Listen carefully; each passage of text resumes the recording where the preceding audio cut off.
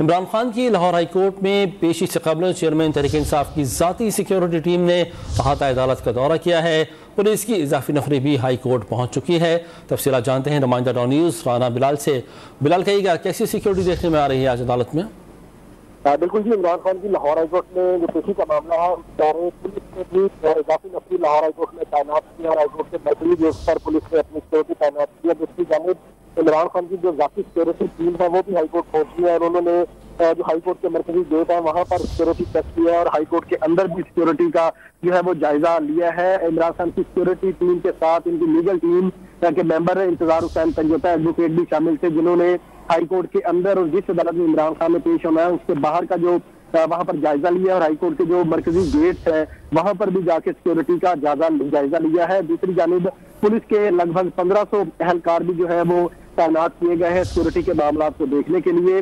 Lahore high court ने आज 2 बजे तक इमरान खान को पेश होने के लिए मोहलत दे रखी है। अब लीगल टीम की जानिब से ये फैसला करना है कि इमरान खान कब जो है वो लाहौर हाईकोर्ट में पेश होंगे। ताहम इमरान खान की हिफाजती जमानत और उनके जो दस्तखत है उनमें फर्क से मुतल्लिक अदालत में जो समाअत है वो आज दोपहर 2 बजे होनी है।